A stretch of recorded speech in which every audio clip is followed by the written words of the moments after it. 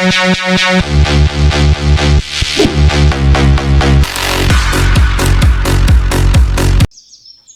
اللہ الرحمن الرحیم۔ السلام علیکم ناظرین، خواتین حضرات، 18 سال پہلے تہران ایران سے شائع ہونے والی کتاب میں جن نواسیب اور مرگی کے علاج کے لیے آیت الکرسی کا ایک آسان عمل دیا گیا ہے، جس کو میں نے عربی سے ترجمہ کیا ہے۔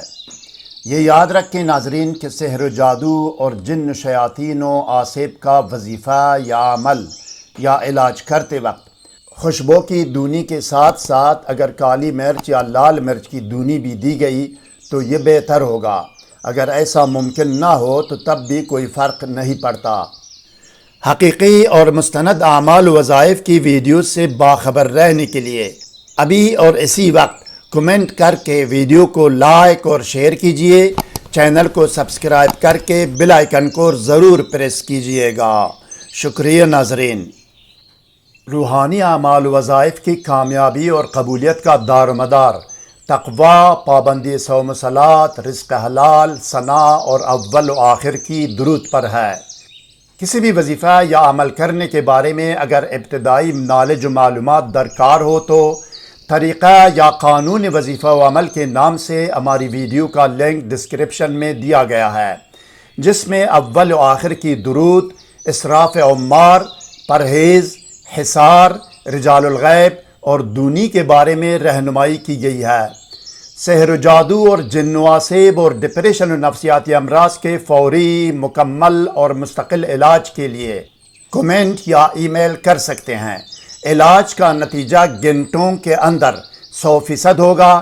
علاج دور سے بھی ہوگا اور نزدیک سے بھی، باذن اللہ تحریری گارنٹی بھی دی جائے گی۔ تصدیق کیجئے ناظرین کہ آپ کے سامنے اسکرین پر نظر آنے والی مذکورہ کتاب کے مطابق اس وظیفہ و عمل کا طریقہ و ترکیب عمل یہ ہے۔ یہ عمل کرنے والا شخص آسیبی شخص یا بیمار کو سامنے بٹھائے، باوضو اور باطہارت کمرے میں کسی بھی خوشبو کی دونی دے، عود، عنبر، گلاب یا میٹروملن اگربتی جو بھی ہو، یا یہ کہ اپنے آپ کو سادی عطر یا خوشبو لگائے۔ 7 یا 11 مرتبہ درود شریف پڑھے، درود شریف کوئی بھی ہو۔ اس کے بعد صرف اور صرف 1 مرتبہ بسم اللہ الرحمن الرحیم پڑھ کر 11 مرتبہ آیت الکرسی پڑھے۔ صرف ایک بسم اللہ الرحمن الرحیم کے ساتھ 11 مرتبہ آیت الکرسی۔ تعداد پوری ہونے پر ایصال ثواب کرے۔